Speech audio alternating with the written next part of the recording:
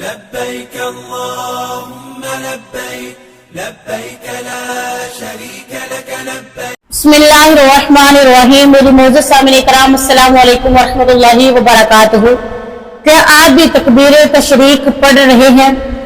کیا آپ کو یقین ہے کہ آپ صحیح وقت پر پڑھ رہے ہیں؟ کیونکہ ہر سال لاکھوں مسلمان ایک ایسی غلطی کر بیٹھتے ہیں جو شاید آپ بھی کر رہے ہو. بہت سے لوگ 10 ذی الحج کے بعد تکبیر پڑھنا بند کر دیتے ہیں اور کچھ لوگ ایسے وقت میں بھی پڑھتے رہتے ہیں جب شریعت میں اس کی اجازت ہی نہیں ہوتی. آج کی اس ویڈیو میں آپ کو ایک بہت بڑی غلط فہمی آپ کی دور ہو جائے گی، ہم آپ کی دور کریں گے. اور اگر آپ نے یہ ویڈیو آخر تک دیکھ لی تو ممکن ہے آپ اس سال بھی وہی غلطی دہرائیں گے نہیں جو اکثر لوگ کر رہے ہیں.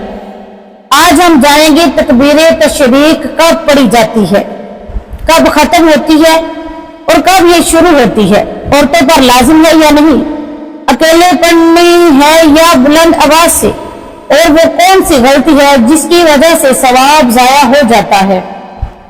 لہٰذا آپ اس بیان کو آخر تک سنیں، کیونکہ آخر میں آپ کو ایک ایسا آسان طریقہ بتاؤں گی جسے آپ کبھی تکبیر تشریق بھولیں گے نہیں. میری پیاری اسلامی بہن، محترم اسلامی بھائی، ذی الحج کے یہ دن اللہ تعالیٰ کے نزدیک بہت عظیم دن ہے.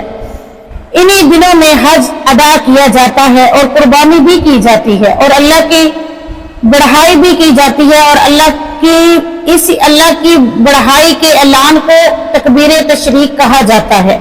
وہ مبارک کلمات یہ ہیں: اللہ اکبر، اللہ اکبر، لا الہ الا اللہ، واللہ اکبر، اللہ اکبر، وللہ الحمد. یہ الفاظ صرف الفاظ نہیں بلکہ اللہ کی عظمت، توحید اور بندگی کا اعلان ہے. اب سب سے اہم سوال، تکبیر تشریق کب شروع ہوتی ہے؟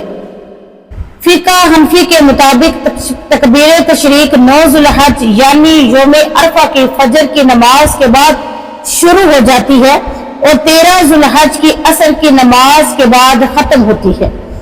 یعنی کل 23 فرض نمازوں کے بعد تکبیر کہنا واجب ہے. کن نمازوں کے بعد پڑھنی ہے؟ یاد رکھیں، صرف فرض نماز کے بعد تکبیر تشریق پڑھی جاتی ہے. بہت سے لوگ نوافل نمازوں کے بعد بھی پڑھتے ہیں.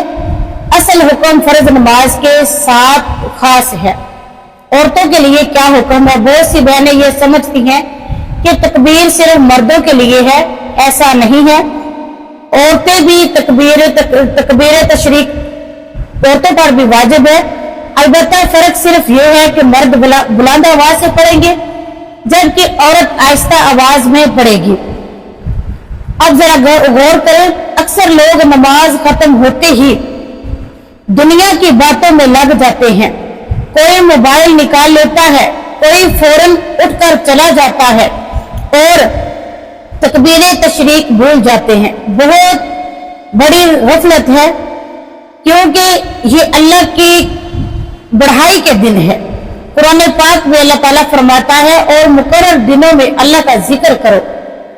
علماء کرام فرماتے ہیں کہ اس دن میں تکبیرات بھی شامل ہیں.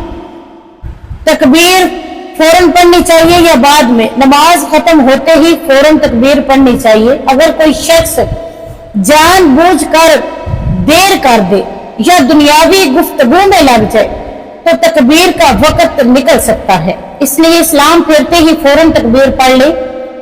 تکبیر نہ پڑھنے کے نقصان اگر سوچیں، اگر اللہ نے ہمیں چند دن اپنی بڑھائی بیان کرنے کے لیے دیے ہیں اور ہم غفلت میں گزارے تو یہ کتنی بڑی مرحومی ہے ہمارے لیے.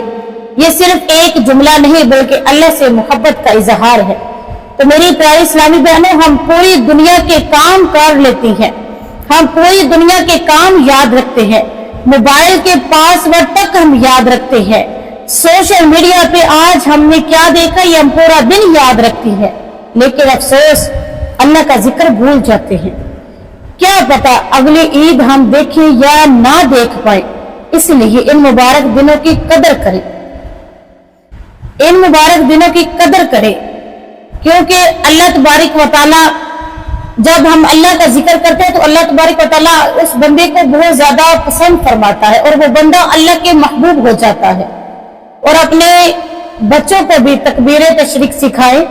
اگر آپ چاہتے ہیں کہ آپ کی وجہ سے کسی اور مسلمان کی بھی اصلاح ہو تو یہ ویڈیو فوراً شیئر کریں. ہو سکتا ہے آپ کا ایک شیئر کسی کو صحیح مسئلہ سکھا سکے.